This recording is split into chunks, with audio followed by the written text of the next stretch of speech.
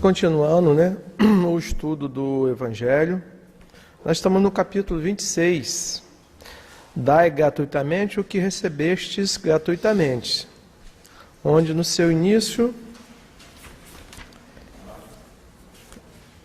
Kardec pedagogicamente coloca a questão do dom de curar, as pessoas que têm esse magnetismo, esse dom de curar, as preces pagas ou não. Ele fala sobre os mercadores expulsos do templo e, finalizando o capítulo 26, ele começa a discorrer sobre mediunidade gratuita, Então, ele começa falando que os médios de agora, visto que também os apóstolos tinham mediunidade, receberam igualmente de Deus um dom gratuito. Então, Kardec começa colocando para a gente que o dom da mediunidade é gratuito, é dado por Deus, e que esse exercício não pode ser vilipendiado, não pode ser adulterado de uma forma material ao bel prazer das pessoas. E ele começa lembrando de Jesus, porque Jesus com seus apóstolos, Jesus orientou seus apóstolos: dai gratuitamente o que vocês recebeste. O próprio Jesus foi um exemplo de cura, curou os leprosos, Jesus transformou água em vinho, Jesus multiplicou os pães e Jesus nada cobrou. Então esse dom que nós trazemos, e o Evangelho coloca aqui, é uma maneira que alguns espíritos encarnados com mais sensibilidade, com mais desenvoltura, com mais fluidos, que tem mais condições de atuar nesse intercâmbio, é colocado para a gente, por Kardec, que esse dom, é uma missão.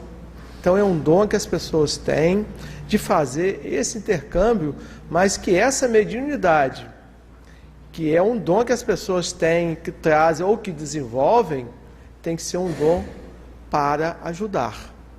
E não um dom para servir de trabalho, para servir de remuneração. Então, ele continua falando aqui que é um dom gratuito você ser intérprete dos espíritos para instruir os homens. Então essa questão que começou lá atrás com as irmãs Fox, e que já vinha de muito tempo, mas não dessa forma que a gente conheceu depois de Kardec, que tudo isso que acontece é para que a gente tenha os esclarecimentos necessários para a nossa instrução. Antes nós vivíamos na escuridão do entendimento, na escuridão do conhecimento, e isso trazia muita dificuldade. O homem primitivo, ele era um homem que ele tinha uma vaga noção de Deus, ele tinha uma vaga noção de que um ser superior comandava toda o nosso destino, porque ele tinha muitas coisas que ele não controlava. Nascer, crescer, morrer, nós não controlávamos. Então se tinha a vaga noção de que alguma coisa acontecia diferente daquilo que a gente desejava, dos nossos controles, mas não se tinha um entendimento amplo da questão da mediunidade, para trazer o esclarecimento. O que acontece do outro lado? Através do nosso desencarne, o que acontece? Hoje nós temos o conhecimento, podemos não ter ainda a fé desejada, Jesus mesmo coloca homens de pouca fé. Muitas vezes a nossa fé é frágil ainda, mas a gente tem o conhecimento de que estamos aqui de passagem, que a nossa casa não é aqui, de que nós estamos aqui presos a uma bola que se movimenta, com um corpo denso, pesado, que vai adoecer, que é uma máquina que uma hora vai dar defeito e que vai nos possibilitar o retorno ao plano espiritual para que a nossa caminhada evolutiva continue. Submetidos à lei do progresso a qual estamos, nós teremos que chegar um dia à perfeição. Então estamos envolvidos num planeta de prova e expiação, onde estamos aqui para angariar recursos e quitar os nossos débitos. Né? Espíritos evolucionários que somos, né, que já fomos criados simples e ignorantes, para que a gente pudesse obter as conquistas e avançar nessas conquistas até chegar a um planeta de felicidade, a uma condição de espírito superior. Estamos nas escalas das imperfeições, dos espíritos imperfeitos. E dentro dessa escala de imperfeição, nós trazemos as nossas mazelas. Né? Não se pode cobrar a perfeição de quem não é perfeito, mas se pode cobrar o quê? Esforço no crescimento. Principalmente o crescimento moral e o crescimento espiritual. Né? Esse crescimento espiritual nos leva a galgar patamares diferenciados. Né? Então, saber o que fazemos aqui é uma dádiva de Deus e nós precisamos desse intercâmbio. Mas todos nós temos mediunidade, mas a maior parte da nossa mediunidade é através dos sonhos. Então nós temos ainda uma mediunidade simplória, simples, né? Sonhar com os nossos antepassados, aqueles que já foram antes de nós, isso é comum acontecer com todos nós. E são sonhos mediúnicos mesmos. Muitas vezes quando sonhamos com alguém, com algum ente querido, alguém que fala muito ao nosso coração, que a gente acorda feliz, é porque ele está bem, veio nos visitar, ou nós fomos até lá, fizemos esse intercâmbio, mas porque está bem. E muitas vezes quando nós sonhamos e acordamos espantados, né, como se fosse um pesadelo, que já acontece com todas as pessoas, né, em locais muito tenebrosos, é porque estão precisando das nossas preces, estão pedindo socorro, estão pedindo minha ajuda, reze por mim. As nossas preces chegam até eles. Através do pensamento nós chegamos até ele. E aqueles que têm o dom desenvolvido da mediunidade, nos traz o esclarecimento sobre o que se passa e o que nós precisamos. Então, é necessário que a gente entenda isso como um dom, já é colocado aqui por Kardec no início. Ele lembra de Jesus e seus apóstolos. Né? Jesus falou, pregue a boa nova, vá, pregue a boa nova. Mas nenhum deles cobrou nada. Né? Paulo, o apóstolos, depois do encontro na estrada de Damasco, Paulo foi um grande divulgador. Ninguém soube que Paulo cobrasse nada de ninguém. Ou seja, estava em missão. Então isso é uma missão. Então a mediunidade, ela tem a finalidade de promover o esclarecimento, a ajuda mútua e a fraternidade entre encarnados e desencarnados. E Kardec alerta que cobrar por isso seria desviá-la do seu objetivo com graves consequências.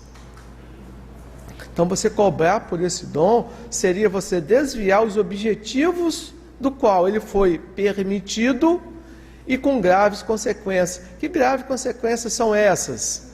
Né? Débitos no presente, que a gente chama também de tormentos voluntários. São os nossos tormentos voluntários. Eu tenho inteligência para separar o bom do que é ruim, o certo do errado, o que me convém do que não me convém. Eu tenho inteligência, mas eu tenho também o livre-arbítrio, a liberdade de escolher o que eu vou fazer mediante méritos ou mediante débitos. As consequências são minhas. Por que as consequências são minhas? Porque eu tenho um negócio chamado inteligência. Deus me deu inteligência.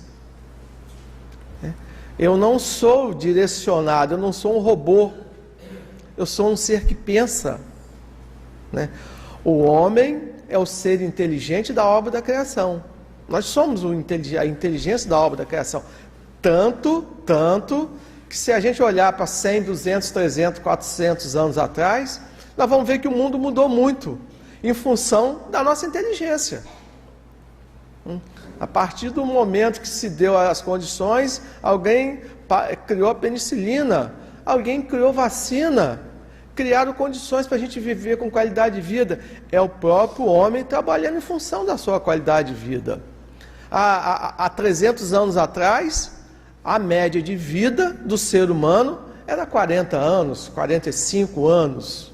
Isso foi evoluindo em cima do quê? Da qualidade de vida que nós fomos tendo. Medicamentos melhores, condições melhores, equipamentos melhores.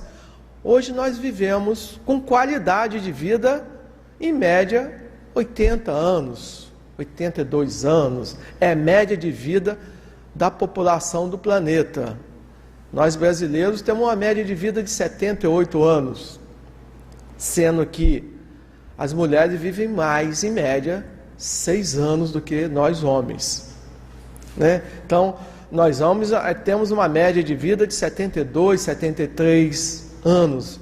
As mulheres já estão chegando a 80 anos, porque se cuidam mais, é uma realidade. E segundo as pesquisas da psicologia e da psiquiatria, as mulheres vivem mais em dia com seus sentimentos. Segundo eles, nós morremos mais cedo porque nós fomos criados para não demonstrar os nossos sentimentos. Porque demonstrar o sentimento para o homem é sinal de fraqueza. Pedir desculpa, pedir perdão, dizer que estava errado, é sinal de fraqueza. Então nós guardamos mais. E com isso nós aprisionamos aquilo que queremos soltar dentro de nós. Quem é homem aí nunca ouviu aquela frase do seu pai: homem que é homem não chora. Homem que é homem não chora.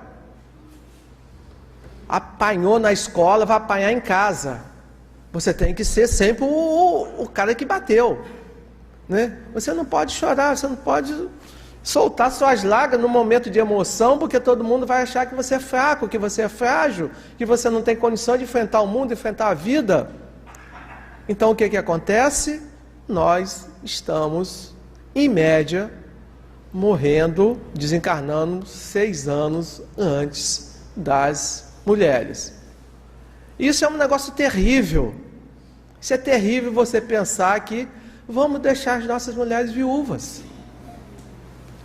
As nossas mulheres ficarão viúvas de nós, porque o nosso caminho é desencarnar mais cedo, muitas vezes sem cumprir com aquilo que estava na nossa programação. Essa é a grande dificuldade. Muitas vezes eu antecipo essa situação por uma questão do mundo, e o que acontece? Muitas vezes eu tenho que retornar para completar. Isso é um suicídio involuntário. Nós estamos no mês de discutir o suicídio nas casas espíritas, né? Então, isso é um suicídio involuntário também, né? Então, essa é a nossa questão de cobrar por isso. Então, a mediunidade, ela não é para ser comercializada. Porque Kardec coloca aqui, quando você comercializa, tem 2 erros aí. Primeiro, que é um dom que você não deveria fazer. Você está se comprometendo perante as suas futuras reencarnações. E segundo, você está impedindo que as pessoas mais simples, mais humildes, tenham acesso a esses esclarecimentos. Que muitas vezes aquele que cobra, às vezes ele tem o dom mesmo, mas a partir do momento que ele cobra, ele limita o acesso. Então você segrega uma parte das pessoas que poderiam ter acesso àqueles esclarecimentos para a sua própria evolução, né? Então, ele diz que o médium que cobra pela sua mediunidade estará recebendo uma coisa imoral e atrairá para junto de si os espíritos inferiores. Olha só a outra dificuldade, né? Então, quando você mercantiliza a mediunidade, você está atraindo para perto de você os afins. Quem são os afins? Os espíritos inferiores, que se aproximam pelas vibrações que você está emitindo. Que espíritos são esses? Enganadores, mentirosos, traiçoeiros, embusteiros, vaidosos, brincalhões. E aí a pergunta é: quem são esses enganadores, mentirosos, traiçoeiros, embusteiros, vaidosos? Somos nós. Não é porque eu desencarnei que eu mudei. Não é porque eu desencarnei que eu me tornei melhor do que eu era aqui, não. Porque a questão é só a roupagem que eu tirei de mim. Mas o nível de vibrações espirituais continua o mesmo. Então esses espíritos somos nós desencarnados. Então isso atrasa a nossa evolução, atrasa o nosso desenvolvimento. Esses espíritos de baixo padrão moral, esses espíritos atrapalham a psicosfera do planeta, atrapalham o desenvolvimento. Então, quem cobra pela sua mediunidade está prestando um desserviço à própria humanidade, desserviço ao planeta, desserviço à nossa própria evolução, está contribuindo para atrasar a nossa evolução, Então, esses espíritos enganadores não são diferentes de nós, não. Porque nós somos esses espíritos que estão aqui, dentro das nossas próprias imperfeições. Somos exilados de capela por quê? Por que nós viemos de capela para cá? Por que nós encarnamos aqui no planeta Terra? Exatamente porque a gente era inteligente, nós somos inteligentes, mas moralmente atrasados. Então viemos para cá para que a gente pudesse aprender, se moldar a uma nova realidade espiritual e evoluir a partir desse patamar, até chegar a uma condição de um planeta de regeneração, que segundo Divaldo, no seu livro Amanhecer de uma Nova Era, ele diz que dentro de 500 anos o nosso planeta Terra vai ser regeneração, e só vai ficar aqui quem tiver condições. O espírito retrocede? Não. Nós vamos continuar no planeta de prova e expiação, mas em outro planeta. A casa do Pai tem tantas moradas, porque nós vamos estar aonde nós merecermos. Então, a hora que esse planeta Terra virar um planeta de regeneração, quem tiver méritos e conquistas, vai continuar. E qual é a vantagem disso? A vantagem é você sair de um planeta que o mal supera o bem para um planeta em que o bem supera o mal. É muito diferente, é muita evolução. Vale a pena o esforço. Vale a pena o esforço. Nas nossas conquistas aqui. Ah, mas não é fácil. Não é fácil. Não é fácil para ninguém. Não é fácil para ninguém. Nós somos, tem a fábula da águia e da galinha, de que alguém pegou uma águia e criou como se fosse uma galinha. Um criador lá pegou a águia, colocou lá no seu terreiro e começou a criar como uma galinha. E ela ficou ali criando como uma galinha, no meio ali, e ele queria provar que aquela águia poderia se transformar numa galinha. E o tempo passou, um dia chegou alguém naquela casa, naquele terreiro, e olhou aquela águia no meio daquela galinha. E perguntou assim, mas aquilo é uma águia. Ele falou, não, mas eu estou criando como uma galinha, ela vai ser como uma galinha. Ele falou, não, é uma águia, é uma galinha. Então tá, então vamos levá-la ao alto do monte e vamos ver se ela retorna para esse terreiro ou se ela vai se comportar como uma galinha. Ou se ela vai se comportar como uma águia. E aquele senhor aceitou aquele desafio, pegaram aquela águia, levaram até o alto do morro, e soltaram ela pela primeira vez. E pela primeira vez ela hesitou e voltou para o terreiro. Mas eles combinaram 3 testes. Na segunda vez ela já olhou o horizonte, olhou o horizonte, auscultou e já não voltou. Já ficou ali. E eles fizeram o teste, o último teste, vamos soltar pela terceira vez. E na terceira vez ela olhou o horizonte, bateu asas, voou, foi embora. assim é o Espírito. Nós estamos aqui na terra presos nesse corpo, porque ainda temos imperfeições. Então nós somos aquela águia que vai ter que olhar esse horizonte, alçar esse voo, partir. Não tem como ser diferente. Não tem como ser diferente, senão não tem sentido. Quando alguém fala que é ateu, a gente fica assim, meu Deus, ateu? Tudo que o homem não criou, quem criou? Como pode imaginar que não tenha nada?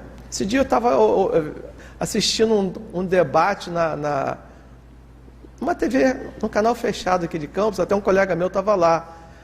E um outro senhor que era ateu, ele dizendo, eu vivo como quem vai morrer amanhã, vai lá, as suas células vão desintegrar, e acabou.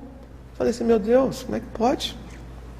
No meio de toda essa grandeza do universo, toda a perfeição do corpo humano, da vida de todas as formas de vida, não só a vida humana não, para analisar a vida dos animais, para analisar o instinto de preservação de todos os seres vivos, para perceber que não pode acabar tudo assim. Então, ele fala que esses espíritos enganosos, traiçoeiros, mentirosos que somos nós atraímos espíritos negativos. Isso atrasa o nosso desenvolvimento.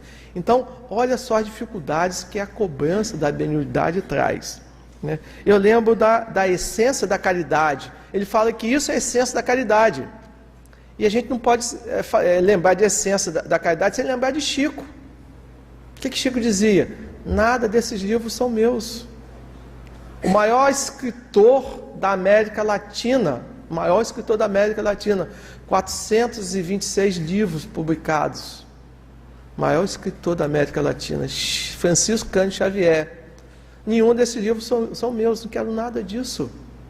Isso é a essência da caridade, é a essência da humildade, né? Então, ele alerta aqui para a questão, o Vinícius leu ali, a questão dos falsos profetas, né? Cuidado com os falsos profetas. Cuidado com aquele que tem palavras bonitas, aquele que tenta te vender facilidades, aquele que te vende a salvação pela questão materialista. Cuidado com isso, desconfie disso. Use a sua inteligência para fazer uma análise e desconfie.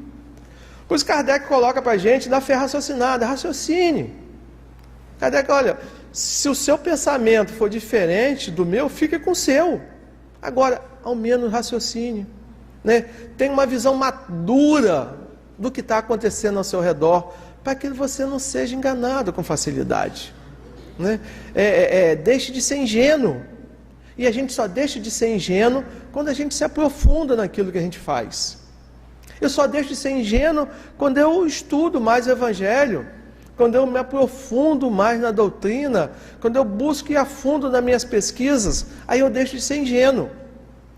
Enquanto eu for um ingênuo, eu sou levado pelo outro. E muitas vezes o que o outro quer para mim não é o melhor. O que o outro quer para o nosso filho não é o melhor. Nossos filhos muitas vezes reagem contra nós, porque nós queremos o melhor para ele, e muitas vezes não é o melhor que ele acha. Mas quando a dor bate nele, ele sabe que é lá que ele vai encontrar. Quando a dor bate nele, ele sabe que o único lugar onde ele não se sente incomodando é lá.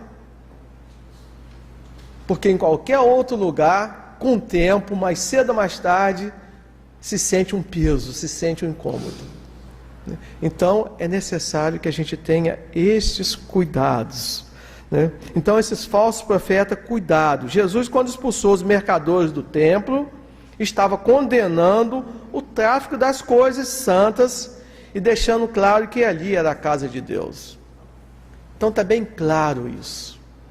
Na casa de Deus, você prega a palavra, você ajuda as pessoas pelo dom que você tem, e não para transformar isso numa profissão.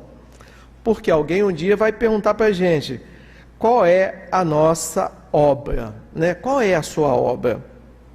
Então, curandeiros, cartomantes, jogo de cartas, são tentativas rezadeiras.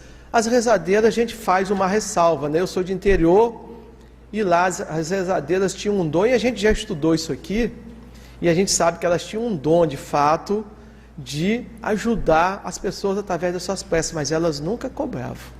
Ela ajudava todas as pessoas, né? Eu me lembro, Dona Maria Olímpia, aí pode lembrar, espinhela caída, não sei o que, peito aberto, muitas situações aí que acontecia, que melhoravam, porque a gente não tinha outros recursos, mas eu nunca vi rezadeira de interior, aquela pessoa que tinha aquele dom, que pegava aquela vassourinha lá no quintal, verdinha, e em 5 minutos aquilo estava seco. 5 minutos. E eu vi muitas vezes. Quem é dessa geração nova nunca viu isso, mas eu vi em 5. Mas elas nunca cobravam 1 centavo, ou seja, tinha prazer, elas tinham dom, elas tinham mediunidade, sem ter esse conhecimento, né? Tinha a ajuda dos bons espíritos que estavam ali ajudando aquelas comunidades afastadas, mas elas não cobravam, né? Então, mas o que hoje a gente vê, a maior parte dos templos aí, é o mercantilismo que é condenado por Jesus, né? Então, e aí? E a gente ganha o que com isso? Então tá, eu tenho o dom da mediunidade, vou ajudar todo mundo e tal, e o que eu ganho com isso? O Evangelho coloca aqui, o que se ganha com isso? Primeira coisa aqui, pagar dívidas espirituais anteriores, olha só os débitos. Pagar as dívidas espirituais anteriores, pelo bem que ensejar com seu trabalho mediúnico e adquirir mérito para novas realizações. Gente, só isso já vale tudo. Pagar as dívidas do passado e adquirir mérito para o futuro. Olha só, que coisa maravilhosa. Segunda questão, acelerar o próprio progresso pelo desenvolvimento que lhe vem pelo exercício de sua faculdade e pelo conhecimento que adquire sobre a vida imortal. E a terceira e grande recompensa, convívio com os bons espíritos, convívio com os espíritos superiores e a proteção deles, em virtude da tarefa redentora a que se vincula. Então olha só, pagar a dívida do passado, acelerar o progresso, conviver com os espíritos superiores, é tudo que a gente quer no planeta de prova e expiação. Tudo que a gente deve desejar. Porque aí a gente vai entender o que se passa com a gente, as nossas dificuldades, vamos ter resiliência, resignação para os nossos problemas, para os nossos conflitos, porque nós não viemos aqui a passeio, não viemos aqui para ser feliz o tempo todo, e temos nossos momentos. A felicidade não é desse planeta. O Evangelho coloca para a gente aqui, nós temos os nossos momentos. Então, se a gente tiver a certeza que estamos quitando os nossos débitos, que estamos angariando mais recursos para o futuro, e que estamos convivendo com espíritos superiores, é tudo que a gente quer, né? Então, Erasto, ele fala que foi um discípulo de Paulo, né? Lá no capítulo 21 também, ele fala que os falsos profetas não se encontram somente entre os encarnados, não. Estão também em bem maior número entre os espíritos desencarnados, sob falsas aparências de caridade e amor, semeando a desunião e retardando a obra emancipadora da humanidade. Ou seja, tudo que Kardec está colocando aqui, Erasto reafirma aqui. Eles atrapalham o desenvolvimento da humanidade, exatamente com essa atração de espíritos inferiores, enganando as pessoas que muitas vezes, por necessidade, né, por misticismo, procuram essas pessoas. E é muito fácil, gente, a gente enganar as pessoas. Se eu colocar um turbante ali, ficar ali na esquina, colocar uma barraquinha, e alguém me procurar, eu vou adotar 3 caminhos. Dificuldade financeira, todo mundo passa. Dificuldade amorosa, todo mundo tem problema. Dificuldade familiar. Se eu tocar num desses 3 temas, eu vou acertar, gente. Qualquer um de nós pode ser um cartomante, um vidente, jogar uma carta, tal, não sei o quê. Se eu tocar num desses 3 termos, um desses a gente acerta, né? E aí é muito fácil a gente enganar as pessoas, né? Só que a gente está se enganando, né? A gente está se enganando. O problema é esse, eu não estou enganando o outro, eu estou me enganando, eu estou me comprometendo perante a espiritualidade. E eu vou concluir, como que a gente reconhecer? Então, Sileno, como reconhecer? Como reconhecer? O que é? Kardec coloca para a gente aqui 5 informações preciosas. Bom senso e razão, verificar se aquelas mensagens têm bom senso e tem razão naquilo que fala. Se aquele médium tem caráter, é uma pessoa de caráter, atitudes, comportamento, valores, dá o exemplo, se dá o exemplo. Terceira questão, pela finalidade do que é revelado. Em geral, desconfiais das comunicações de caráter místico ou que prescreve cerimônias e atos bizarros. Desconfia dessas coisas assim, extemporâneas, estranhas. Cuidado. Quarto, o teor dos ensinamentos. Se não concordar com os ensinamentos, fique com o que você pensa. E quinto, pelo caráter geral das comunicações. Revelações relevantes são comunicadas em todas as partes. Então, se é aquilo, a doutrina começou dessa forma. As revelações não vieram para um espírito, elas brotaram no mundo em todas as partes, todas elas, né, com o mesmo teor. Foi onde Kardec começou a perceber a credibilidade do que estava sendo passado, né? Então, cuidado com quem cobra, a mediunidade é um ato gratuito e a gente deve ter cuidado, porque todos nós temos um pouco de mediunidade, né? Então, que o Senhor possa nos abençoar e que tenhamos uma sexta-feira de muita paz.